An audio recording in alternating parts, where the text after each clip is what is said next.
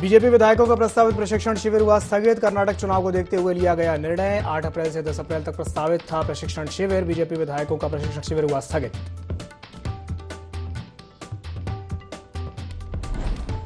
CM Dhami ने सचिवालय में की विभिन्न विभागों की समीक्षा। सशक्त उत्तराखंड एट 25 को लेकर हुआ मंथन। राज्य के समग्र विकास के लिए रणनीति बनाने के लिए अधिकारियों को दिए गए निर्देश।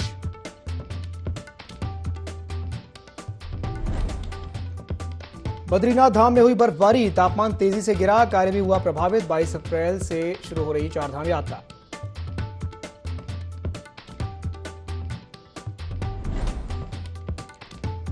हिमालय की वादियों के सर का रोमांच शुरू। आज से खुले गंगोत्री नेशनल पार्क के गेट। पर्यटक गौमुख, तपोवन, नेलांग, गरतांगली की भी कर सकेंगे सैर।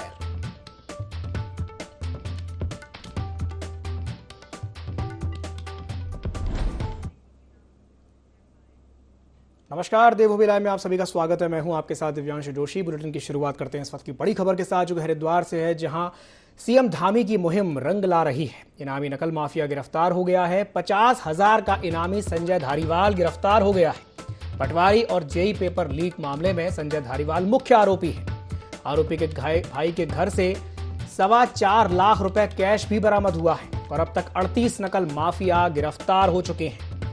ये बड़ी खबर है उत्तराखंड के हरिद्वार से, जहां मुख्यमंत्री पुष्कर सिंह धामी की मुहिम रंग ला रही है। इनामी नकल माफिया गिरफ्तार हो गया है।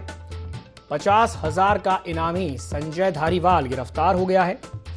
पटवारी और जेई के पेपर लीक के मामले में संजय धारीवाल मुख्य आरोपी है। आरोपी के भाई के घर से 4,25,000 रुपए कैश भी बरामद किया गया है और अब तक 38 नकल माफिया गिरफ्तार हो चुके हैं। तो जिस तरीके से यह कार्रवाई देखने को मिली है, उससे यह स्पष्ट हो रहा है कि मुख्यमंत्री पुष्कर सिंह धामी की जो मुहिम है वो रंग ला रही है। इनामी नकल माफिया गिरफ्तार हो गया है। 50,000 रुपए का इनामी नकल माफिया संजय धारीवाल गिरफ्तार हो गया है।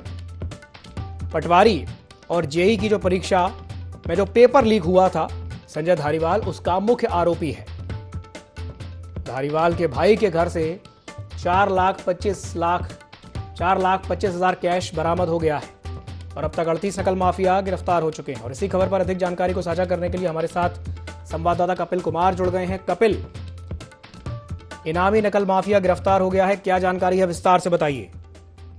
जी दिव्यांशु, मैं बताना चाहूंगा, एसआईटी टीम को एक बड़ी सफलता हाथ लगी है। वहीं पटवारी और जेई पेपर लीक मामले में मुख्य आरोपी संजय धारीवाल, जो अभी तक पुलिस की पकड़ से दूर बना हुआ था, जिसकी धरपकड़ के लिए हरिद्वार एसएसपी अजय सिंह ने टीम गठित की थी, उसी टीम को सफलता हाथ लगी है। संजय धारीवाल को नारसर बॉर्डर से दर्द पहुंचा। प्राप्त जानकारी के अनुसार संजय धारीवाल करनाल में अपने भाई के फ्लैट पर काम करता था। एसआईटी टीम ने वहां जाकर छानबीन की तो संजय धारीवाल के पास 4,20,000 व छात्राओं के 2 चेक भी बरामद किए गए हैं। कपिल, जिस तरीके से ये कार्रवाई देखने को मिली है, ये कहा जा सकता है कि मुख्यमंत्री पुष्कर सिंह धामी की जो मुहिम है वो रंग ला रही है। नकल माफिया को लेकर के उन्होंने स्पष्ट निर्देश दिए थे और कड़े शब्दों में कहा था कि नकल माफिया बचेगा नहीं। क्या कहेंगे? जी, जैसे कि पुष्कर सिंह धामी जी ने कहा था, निर्देशों के द्वारा एसएसटी टीम ने एसएसपी अजय सिंह के सटीक दिशा निर्देशों में एसआईटी टीम ने हासिल की एक और बड़ी सफलता। पेपर लीक प्रकरण में एसआईटी टीम ने 50,000 के इनामी मुख्य आरोपी संजय धारीवाल को नारसन से धर दबोचा है। पटवारी एवं जेई पेपर लीक प्रकरण में मुख्य आरोपी संजय धारीवाल को अब जेल भेज दिया गया है। जी कपिल, जानकारी साझा करने के लिए बहुत बहुत धन्यवाद।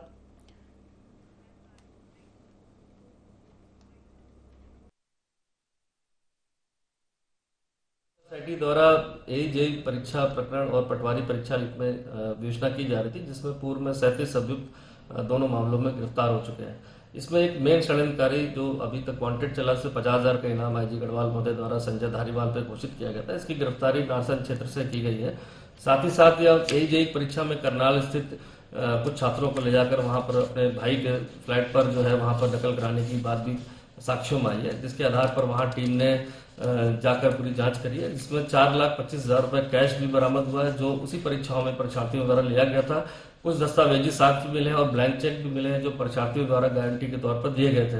अभियुक्त को गिरफ्तार करके माननीय न्यायालय में पेश किया जा रहा है। अब तक कुल इसमें 38 गिरफ्तारियां हो चुकी हैं और इसमें मेन जितने भी अभियुक्त थे सब पे गैंगस्टर एक्ट की कार्रवाई भी की गई है। साथ ही साथ जो इसमें अवैध संपत्ति अर्जित की गई थी उसमें भी माननीय जिलाधिकारी महोदय को जो है 14 के तहत उनकी संपत्ति को फ्रीज करने के लिए रिपोर्ट भी हरिद्वार एसआईटी द्वारा भेज दी गई है। बढ़ते हैं अगली बड़ी खबर की ओर। देहरादून में सशक्त उत्तराखंड एट 25 पर मंथन हुआ है। मुख्यमंत्री पुष्कर सिंह धामी ने सचिवालय में विभिन्न विभागों की समीक्षा की है। राज्य के समग्र विकास के लिए आगे की रणनीति पर चर्चा हुई है और मुख्यमंत्री पुष्कर सिंह धामी ने इसमें अधिकारियों को निर्देश जारी किए हैं। ये बड़ी खबर है उत्तराखंड के देहरादून से, जहां सशक्त उत्तराखंड एट 25 पर मंथन हुआ है। मुख्यमंत्री पुष्कर सिंह धामी ने सचिवालय में विभिन्न विभागों की समीक्षा की है। राज्य के समग्र विकास के लिए आगे की रणनीति पर इसमें चर्चा हुई है। इस बैठक में लगभग सभी विभागों के अधिकारी मौजूद थे। मुख्यमंत्री ने अधिकारियों को निर्देश जारी किए हैं। राजधानी देहरादून से ये बड़ी खबर है। सशक्त उत्तराखंड एट 25 का मंथन हुआ है, जहां मुख्यमंत्री पुष्कर सिंह धामी ने सचिवालय में विभिन्न विभागों की समीक्षा की है। राज्य के समग्र विकास के लिए आगे की रणनीति पर इसमें चर्चा हुई है। राज्य का विकास आगे कैसे होगा और जब उत्तराखंड राज्य के 25 वर्ष पूर्ण हो जाएंगे तब उत्तराखंड की कैसी क्या स्थिति रहेगी, उसे लेकर के अधिकारियों के साथ मुख्यमंत्री पुष्कर सिंह धामी ने चर्चा की है। मुख्यमंत्री ने अधिकारियों को निर्देश जारी किए हैं।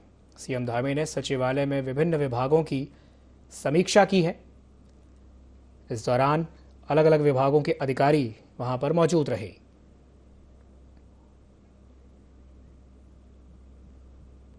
मसूरी में एक निजी कार्यक्रम में कांग्रेस के दिग्गज नेताओं ने बीजेपी सरकार पर जमकर हमला बोला और आने वाले लोकसभा चुनाव में कांग्रेस की जीत का दावा किया। कांग्रेस के नेता और पूर्व मंत्री हरक सिंह रावत ने भाजपा सरकार के मंत्रियों पर निशाना साधते हुए कहा कि जो गांव के प्रधान बनने लायक नहीं थे वो आज बीजेपी सरकार में मंत्री बने बैठे हैं। साथ ही साथ ये भी कहा कि प्रदेश में नौकरशाही पूरी तरह से हावी हो चुकी है। तो वही पत्रकारों से बातचीत के दौरान हरिद्वार संसद सीट से चुनाव लड़ने की इच्छा जाहिर की।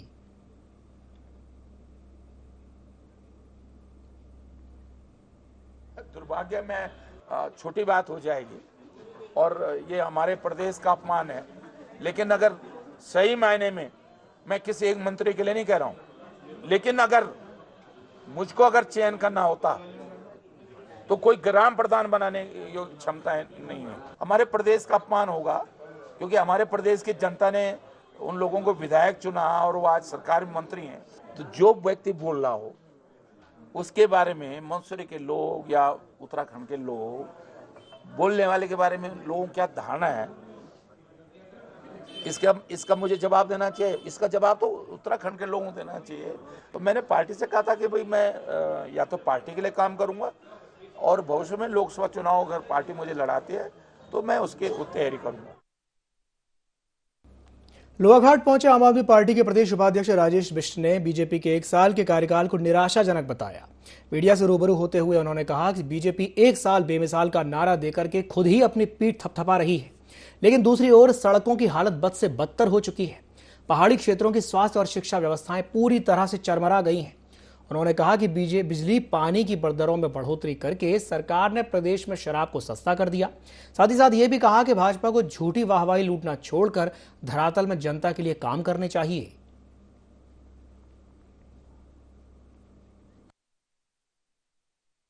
तो आप सबके सामने है एक हम ये हमारे मुख्यमंत्री जी का जो जिला है जहां से 94% वोटों के साथ हमारे लोगों ने उन्हें जिता के आगे भेजने का काम किया, उसमें ये सड़क का हाल देखिए 6 साल इस प्रदेश के अंदर बीजेपी सरकार को हो चुका है।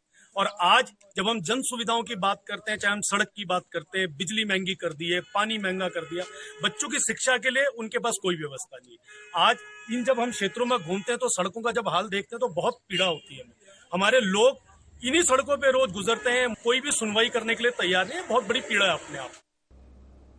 उत्तरकाशी के विकासखंड मोरी की विजय टॉप चोटी पर पहली बार किसी दल ने ट्रैक किया है। इस दल में 12 सदस्य शामिल हुए। हिमालयन ट्रैकर चैन सिंह ने बताया कि यह ट्रैक 20 किलोमीटर लंबा है, जिसकी शुरुआत नेटवाड़ से हिमरी धौला होते हुए सुरताल से भीतरी बड़ांग से विजय टॉप पर पहुंचते हैं।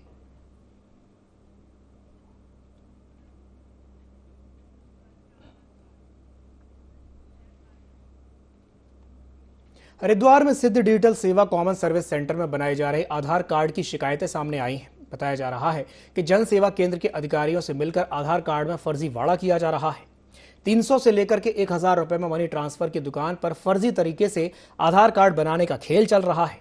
इस मामले में अपर जिला अधिकारी PL शाह ने बताया कि फर्जी तरीके से आधार कार्ड बनाने वाले पर जांच की जाएगी। जांच में दोषी पाने पर कार्रवाई भी की जाएगी।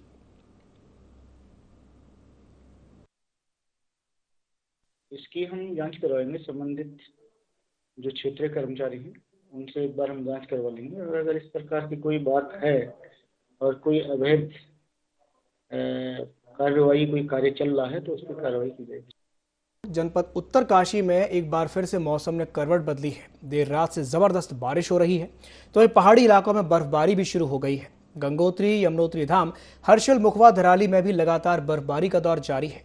साथ ही साथ निचले इलाकों में अब ठंड भी बढ़ गई है।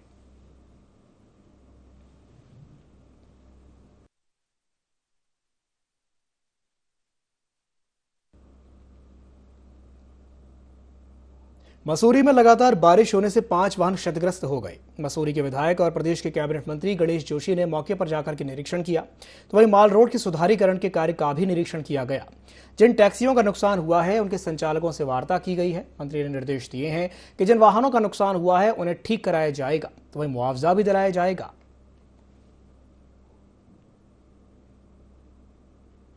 मुझे जानकारी मिली, आज मैं यहाँ पर पहुँचा हूँ क्योंकि वो एक प्राइवेट होटल की पुस्ता था, जिसकी वजह से 3 गाड़ियाँ पूरी तरह से क्षतिग्रस्त हो गई हैं, 2 गाड़ियाँ आंशिक रूप से क्षतिग्रस्त हुई हैं। हमने होटल के ऑनर से बात की है और उनसे जो भी मुआवजा होगा प्रभावित लोगों को दिलवाया जाएगा।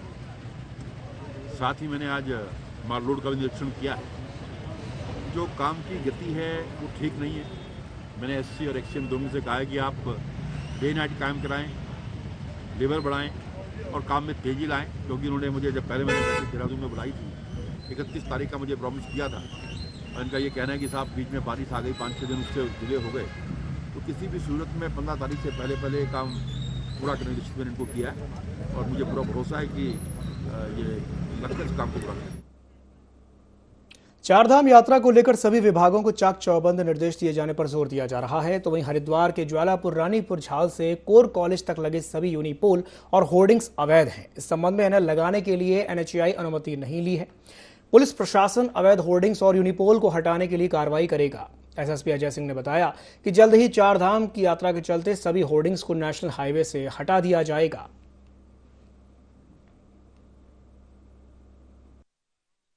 लेकर जो है पुलिस और प्रशासन मुस्तैद है। इसको देखते हुए NHAI से संपर्क किया गया था कि इसमें बहुत सारे ऐसे होर्डिंग्स और फ्लैक्स लगे हुए हैं जो अवैध प्रतीत होते हैं, जिस पर NHAI ने अपनी रिपोर्ट में बताया कि हाईवे 334 पर जो है सभी समस्त जो होर्डिंग्स लगाए गए हैं वो अवैध रूप से लगे हैं। इसको देखते हुए पुलिस ने और मिलकर NHAI के साथ सभी अवैध होर्डिंग्स को हटाया जा रहा है। साथ ही साथ NHAI की जो 334 है उस पर एक रिपोर्ट भी मिली है, जिसमें ऐसे अवैध होर्डिंग्स के पीछे कहीं ना कहीं ऐसे माफिया पाए जा रहे हैं जो प्राथमिक जांच में लग रहा है, जिनके द्वारा अवैध होर्डिंग्स लगाई गई है, जो अब बिना अनधिकृत रूप से सरकार को भी कहीं इसमें कोई टैक्स नहीं दिया जा रहा है NHAI को। इसको देखते हुए NHAI के अथॉरिटी से भी कहा गया है कि ऐसे लोगों के विरुद्ध वो तत्काल प्राथमिकी दर्ज कराएं, जिससे उनके विरुद्ध कार्रवाई की जा सके। राहुल गांधी की सदस्यता रद्द होने के बाद से ही सियासत लगातार गर्म है। कांग्रेस लगातार केंद्र पर हमलावर है। प्रदेश भर में कांग्रेस ने प्रेस कॉन्फ्रेंस की है और मोदी सरकार पर हमला बोला है। कांग्रेस प्रदेश सचिव प्रवेश रावत ने प्रेस कॉन्फ्रेंस करते हुए कहा कि मोदी सरकार लोकतंत्र की हत्या करने का काम कर रही है। मोदी जी अपना और अडानी का रिश्ता सबके सामने रखें, और ये भी कहा कि मोदी सरकार राहुल गांधी की बढ़ती लोकप्रियता से घबरा रही है, जिस वजह से उनकी लोकसभा की सदस्यता रद्द की गई है। कि राहुल गांधी जी बार बार संसद में बोलने का आग्रह लोकसभा अध्यक्ष और प्रधान सरकार से कर रहे थे, लेकिन उनको एक साजिश के तहत नहीं बोलने दिया, क्योंकि वो पूछने वाले थे कि अडानी से मोदी जी का क्या रिश्ता है, अंबानी से मोदी जी का क्या रिश्ता है, और 20,000 करोड़ रुपए जो अडानी की कंपनी में काला धन लगा है वो किसका है, और तमाम महंगाई के मुद्दों में, भ्रष्टाचार के मुद्दों में, बढ़ती बेरोजगारी के मुद्दे पर लगातार माननीय राहुल गांधी जी देश की जनता के सामने अपना वक्तव्य दे रहे थे, बात रख रहे थे। उसी से घबराकर, और जो राहुल गांधी जी की भारत जोड़ो यात्रा रही है 4000 किलोमीटर की, उससे घबराकर उनकी लोकप्रियता से घबराकर भारतीय जनता पार्टी की केंद्र सरकार ने उनकी सदस्यता लोकसभा से खत्म कर दी, जिससे कि बोल ना पाए। रुड़की में भारतीय किसान यूनियन ने चकबंदी विभाग और ऊर्जा निगम के खिलाफ मोर्चा खोल दिया है। यूनियन के राष्ट्रीय अध्यक्ष पदम सिंह रोड ने चेतावनी देते हुए कहा है कि चकबंदी में बड़े पैमाने पर भ्रष्टाचार है। किसानों की भूमि को चकबंदी विभाग के अधिकारी ठिकाने लगाने में लगे हुए हैं और किसानों का शोषण कर रहे हैं। साथ ही साथ उन्होंने बताया कि किसान यूनियन जल्द ही चकबंदी विभाग के कार्यालय का घेराव करेगा। चकबंदी के में जो भ्रष्टाचार है यहाँ से उसे लेकर इकट्ठा हुआ। चकबंदी में यहाँ का जो डिप्टी है यो किसी की सुनता नहीं और किसान इन्हें यहाँ हरिद्वार जिले का यो सारे काम बिना पैसे के यहाँ करता नहीं और किसानों की जमीन को इन्हें के लेना ठेका ले लिया, मतलब से बेच कर जाऊँगा हरिद्वार जिले की जमीन को। जो इन्हें कुछ भू माफिया पाड़ रखे उनके खिलाफ ये कार्रवाई करनी चाहता नहीं। क्या करेगा किसान? सड़क पर होगा, अपना धरना प्रदर्शन करेगा। अगर हम हिंसक हो जाएंगे फिर आप ही लोग न कहोगे कि तो किसान यहाँ से विद्रोह फैला रहे हैं, यहाँ से मारा मारी पा रहे। हम चाह रहे शांतिपूर्वक जो काम निमट जाए वो अच्छा। हम सरकार को भी कई बार कह चुके कि इन बातों को गंभीरता पूर्वक सुना किसान की और इन अधिकारियों के खिलाफ बड़ी से बड़ी कार्रवाई करी जाओ। हम आज अपनी रणनीति बना रहे हैं। हमने अपने पदाधिकारी आज बुलाए हुए हैं। एक हमने महापंचायत का आह्वान करा था 3 तारीख का। अब हम 3 तारीख में चकबंदी ऑफिस का घेराव करेंगे। मुख्यमंत्री पुष्कर सिंह धामी ने निर्देश दिए हैं कि कोई भी नकल माफिया बचना नहीं चाहिए। सीएम के निर्देश पर हरिद्वार की एसआईटी टीम ने एसएसपी अजय सिंह के दिशा निर्देशन में पेपर लीक प्रकरण में 50,000 के इनामी मुख्य आरोपी संजय धारीवाल को नारसन से पकड़ लिया है। आरोपी संजय धारीवाल पटवारी और जेई और एई पेपर लीक प्रकरण में मुख्य षड्यंत्रकारी था। टीम ने अभियुक्त के भाई के मकान करनाल हरियाणा से 4,25,000 नगद रुपए और 2 ब्लैंक चेक्स भी बरामद किए हैं। एसआईटी टीम ने इस घटना में उपयोग किए गए एक वाहन को भी जब्त किया है। इस तरह से पटवारी, जेई और एई दोनों प्रकरणों में गिरफ्तार अभियुक्तों की संख्या अब 38 पहुंच चुकी है।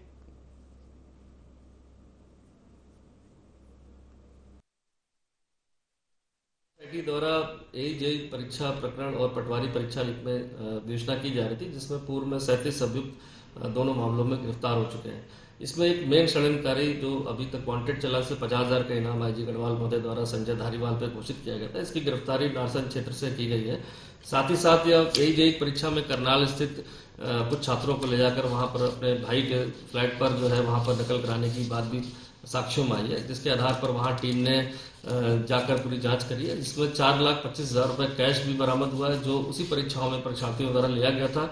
कुछ दस्तावेजी साक्ष्य मिले हैं और ब्लैंक चेक भी मिले हैं जो परीक्षार्थियों द्वारा गारंटी के तौर पर दिए गए थे।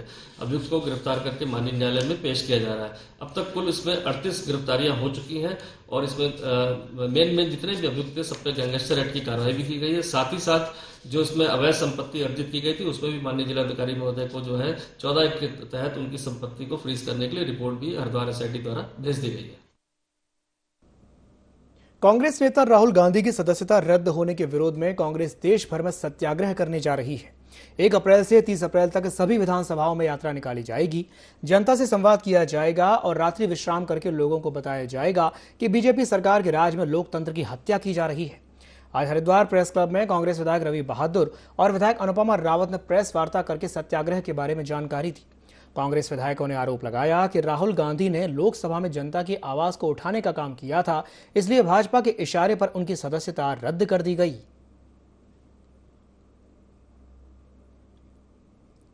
गांधी जी की सदस्यता इन्होंने बड़े आनंद फानन में ये डिसीजन लिया है जो कि इनकी ताबूत में कील साबित होगी। इस देश की जनता जान रही है और उन्होंने जो भी सवाल उठाए थे वो बड़े वाजिब थे और देश की जनता के लिए उठाए थे कि देश की जनता का अधिकार है। जब भी हम विधानसभा में या संसद में कोई चीज बोलते हैं तो वो हम वहां के लोगों के लिए, उस क्षेत्र के लोगों के लिए, देश के लोगों के लिए बोलते हैं कि लोगों का अधिकार है। राहुल गांधी जी ने कोई अपराध नहीं किया। पूरे देश में जो है आज जनता में बहुत रोष है और सत्याग्रह जो है हमारा चलेगा। राहुल गांधी जी जनता की आवाज है और अगर गलत करने वाले को टोका नहीं जाएगा तो गलत और बढ़ेगा। जगह जगह जो है लोगों से संवाद करेंगे, उनसे बात करेंगे और लोगों की राय ली जाएगी। यात्रा रहेगी, जनसभाएं भी होंगी और लोगों के साथ बात भी होगी। लक्सर स्थित अकोड़ा कला गांव में तालाब पर अवैध कब्जे का मामला उप जिला मजिस्ट्रेट तक जा पहुंचा है। दरअसल लक्सर एडवोकेट बार एसोसिएशन और ग्रामीणों ने मामले की शिकायत करते हुए बताया कि लेखपाल और ग्राम प्रधान की मिली भगत से तालाब की भूमि में गड़बड़ी की गई है, जबकि तहसील न्यायालय में संबंधित प्रकरण विचाराधीन है। उन्होंने ये भी आरोप लगाया कि तालाब की वास्तविक भौगोलिक स्थिति को भी बदल दिया गया है। तो वहीं इस मामले में उप जिला मजिस्ट्रेट गोपाल राम बिनवाल ने आरोपियों के खिलाफ कार्रवाई के निर्देश दिए हैं।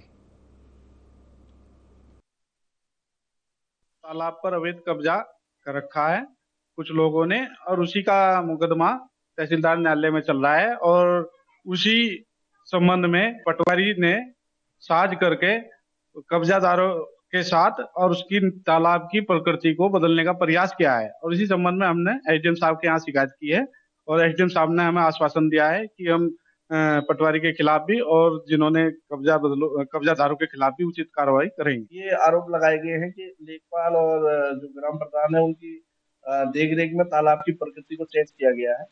और इस संबंध में ये गांव चकबंदी में है, एसीओ चकबंदी से इसमें जांच कराई जाएगी और यदि इस प्रकार का अगर कोई गलत तरीके से उसकी प्रकृति बदली गई है तो निश्चित रूप से जो संबंधित है उनके खिलाफ कार्रवाई। उत्तराखंड में लोकसभा चुनाव 2024 को लेकर के बीजेपी और कांग्रेस ने तैयारियां शुरू कर दी हैं। एक तरफ जहां बीजेपी विधायकों को 3 दिवसीय प्रशिक्षण देने जा रही है, तो वहीं दूसरी ओर कांग्रेस गोद लिए गए गांव की हकीकत को जानने के लिए गांव का दौरा कर रही है। कांग्रेस प्रदेश अध्यक्ष करण माहरा ने बताया कि उत्तराखंड कांग्रेस लगातार अपने संगठन को मजबूत करने का काम कर रही है। बूथ स्तर तक पार्टी को मजबूत किया जा रहा है। साथ ही साथ ये भी बताया कि कांग्रेस नेता सांसदों द्वारा गोद लिए गए गांव की हकीकत जानने के लिए गांव में जाएंगे। तो वहीं बीजेपी प्रदेश मीडिया प्रभारी बनवीर सिंह चौहान का कहना है कि 8, 9 और 10 अप्रैल को देहरादून में पार्टी के विधायकों के प्रशिक्षण शिविर आयोजित किया जा रहा है, जिसमें पीएम मोदी, बीजेपी राष्ट्रीय अध्यक्ष जेपी नड्डा वर्चुअल रूप से सभी को मार्गदर्शन देंगे।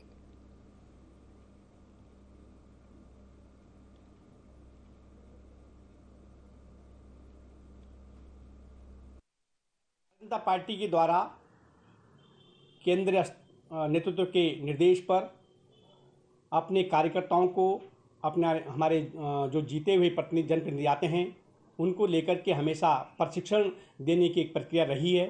उसी के तहत चाहे हमारे मंडल में के कार्यकर्ता हों, चाहे जिले के हों, चाहे प्रदेश के पदाधिकारी, इनके प्रशिक्षण शिविर पूर्व में ही हमारे प्रदेश में उनको प्रशिक्षण दे दिया गया है।